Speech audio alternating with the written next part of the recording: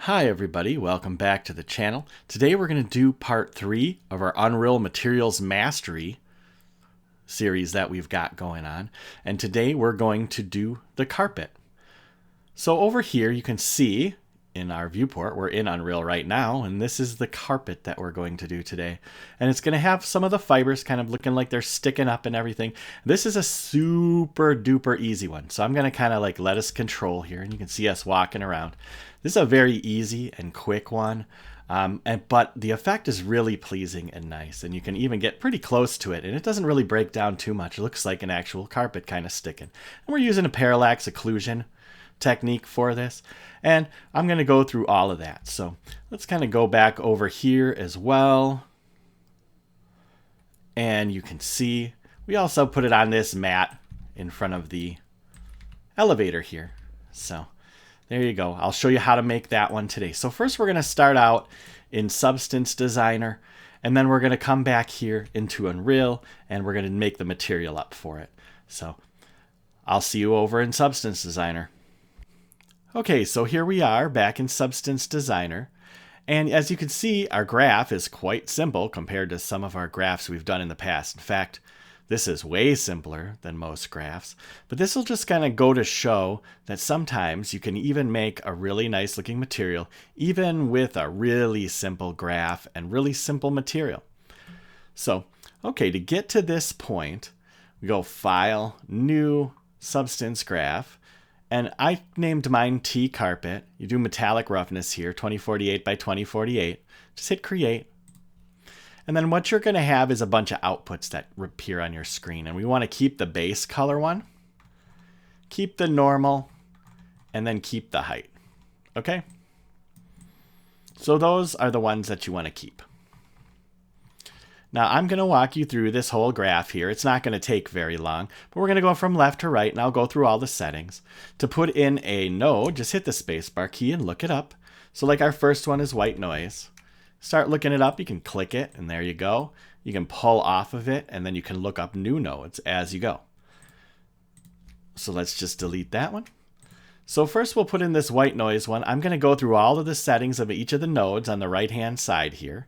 So you can just copy them as we go along. So we'll start with this white noise one. And these are the settings down here. Disorder 0. Disorder speed 1.14. It's just noise distribution Gaussian. Okay.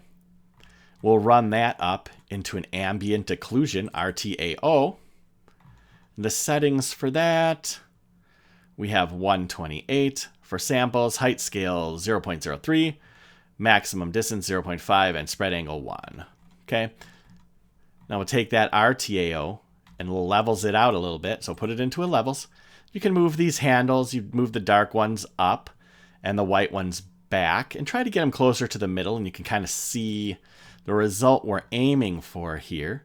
But if you want to put the exact numbers in, you can click this little guy here, open this up, and you can put these numbers in. And if you put these exact numbers in, you'll have the exact same levels as I had. This one's pretty important that we match up these kind of white spots to some of the more pokey outy parts of the height map so that it looks good when we do our POM or our parallax occlusion mapping. Okay, so now we go from this levels into another levels here. And the reason I went from one levels to another is because I was very happy with what this first result looked like. And when I go to this new levels here, I just pull this white handle down a little bit. All I'm trying to do is lighten things up a tiny bit. And you can see here are the settings for that. Okay? If you want to put in the exact numbers.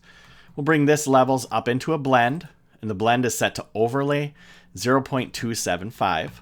Okay, so this levels goes into the background of the blend, and in the foreground, we do this fractal sum 2. Okay, fractal sum 2, disorder 0, disorder speed 1. Doesn't look like I randomized it at all. If you want, you can hit this little button, randomize things. You can take the output from the fractal sum 2 into the foreground of the blend, and this is the result of our color map. Okay, overlay 0.275. Run that blend into our base color output. And for that, you can just put COL for the identifier. in the base color output. If you don't have your outputs, if you got rid of them or whatever, you can always just look up new ones. Just make one and then put the identifier in. So that's our base color. That's finished. So now we'll come back to white noise here, run it into a normal. Intensity 2, run that normal into our normal output. And then for the identifier, put NRM. And that's NRM for normal output. So now we have our color, we have our normal. And then we'll take our white noise and just run that straight into our height map. Just boom, right into height. And put HEIGHT for the height identifier, and there you go. That's our 3 maps that we're going to need. You can see them over here, col, norm, height. You can see the name here, T-carpet. So when we export, it'll keep that plus the suffix here. And that's it. And believe it or not, that's the end of our Substance Designer work. A lot of times we'll be in Substance Designer for a half an hour, maybe even an hour. But this was really quick and really easy and gives you a really convincing texture. So we'll go to here and let's export. So right click on your graph up here, export outputs, set everything to sRGB, pick a folder. I just have my own folder here. I do BMPs for export, and you can see it'll give us a preview of what it's going to export and what it's going to name it over here. Just hit export and then just close that. And now I'll see you over in Unreal Engine. Okay, so here we are back in Unreal Engine, and the first thing we need to do is import those textures that we exported from Substance Designer. Now there are plugins for Unreal Engine, but I prefer to do it this way because then you always have different, you can always use your textures for different engines, and it's pretty universal. So let's import our texture. So I have a textures folder in my content folder here. So in your content browser, if you right click and import to current folder, then you just browse to, and here's the folder where I saved mine. I'll just select them. You have T-carpet col, T-carpet height, T-carpet norm. Just grab them and open them. And it's going to replace the ones I already have in here because obviously I already built this material, but we'll just let it do it because it won't change anything. It'll still look the same. You can see here. We still have the nice carpet.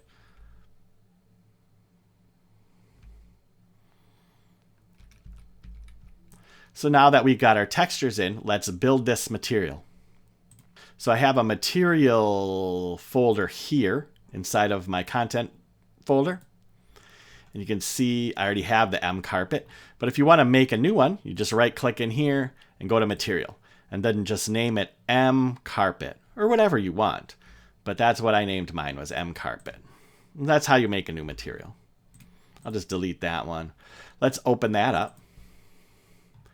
And here is the material that we're going to create. See here, we have a version of the carpet here over on this ball. And this is a pretty simple one, so we'll just kind of walk right straight through this. He's using parallax occlusion mapping, and I'll show you all of that as we go. So first, in Unreal, you right-click to add nodes. So right-click in here. This is a texture object. So for example, we go text, and here's a texture object, and that's what we need for this first one here. Now, I'll minimize that, and you can find your textures then. And what we want to put in that texture object is our height map. So let's find the T-carpet height. That's right here. Let's pop that into our texture object, and there you go. And that's the same thing as I have right here, except I turned this one into a parameter. And the way you do that, and you can see I named it height map, just so I know what I want to put in there. And if I make a material instance in the future, I can change out that height map, and I'll know what to do. So if you right click on just about anything, you can change it into a parameter, and you can name it. And this one is, it's just defaults to param, but name it whatever you want. I named this one height map. Okay. So now that we've got our texture object in there, and it's important to be a texture object because it samples the texture inside the parallax occlusion mapping node. So once we have the texture object here that we turned into a parameter and we have our height map in there, we plug that into a height map texture 2D of a parallax occlusion mapping node. To get that node, you right click and then look it up. And there you go. And there's our node. And this is the one you're going to need. Okay? So plug your height map into the height map texture of the parallax occlusion mapping node. And then we're going to need 3 values over here. So if you just hit the 1 key and hold it down and left click, you can go bunk, bunk, bunk. And those will just add 3 values that we can put in. Now, if you right click, you can convert those to parameters and rename them. And I named the first one height ratio. And I put the default value at 0.02. Okay, so I'm going to delete these now. Now, the height ratio plugs into the height ratio of the parallax occlusion mapping. And what the height ratio does is it says how much it's trying to bump out. Okay, so this is a pretty tricky value. This is the one that I found to get the best results with this carpet in particular. The 0.02. You don't want to get it so it's pushing out too much. Otherwise, then it just kind of the effect falls apart, or too little and it doesn't look like it's carpet at all. So run that into height ratio. The next value here we'll call min step. So right click, convert that to a parameter. Put 8 for the default value, put that into min steps. And then for the last value, right click, convert it to a parameter and call this max steps. And that's 32. And you can plug that into max steps. And that's the amount of times it's kind of overlaying itself depending on the viewing angle to try to give you the parallax effect. So the more you put in here, the more heavy it is on a performance. You can reduce it down if you want, and it'll be less on performance. And this last one here is a vector 4. So just hold 4 down, left click, and you can get this right here.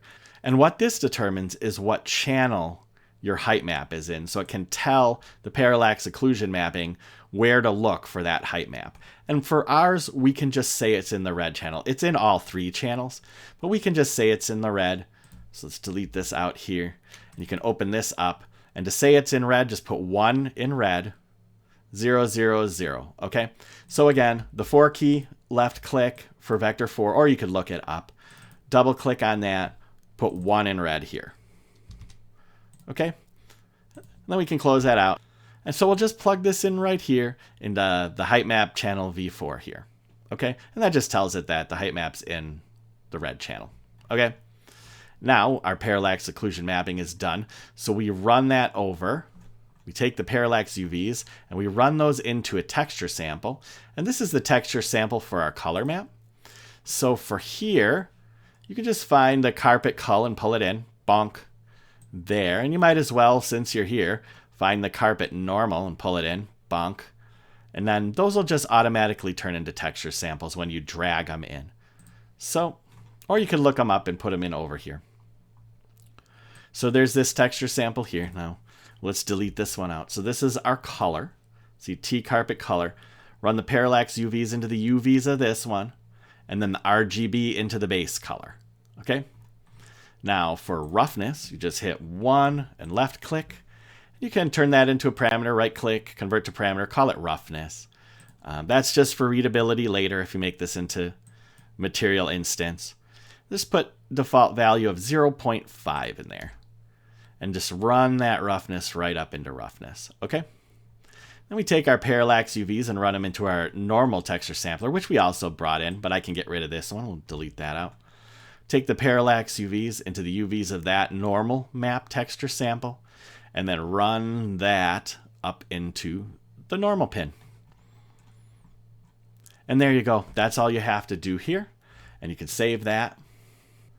So there you go. That's our M carpet all the way done. Can you believe it, how fast that one was? So let's kind of go take a look at that one more time.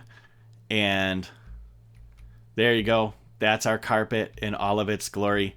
Sometimes you can make a pretty quick material really easily, and that's really nice without having to go through 800,000 steps like we do most of the time. Okay? Okay, so there's our carpet material completed, and that was part 3 of our Unreal Materials Mastery, and we're going to go to doing a little bit more complicated one with the marble floor here that you can see. And that will be our part 4. And we will run through that one next. So I want to thank you for being here. I really do appreciate it. If you find any value in these, please like and subscribe. It keeps me motivated to do more of them, and I'm hoping to kind of keep doing more of them. So thank you very much. I really appreciate you guys, and have a good one.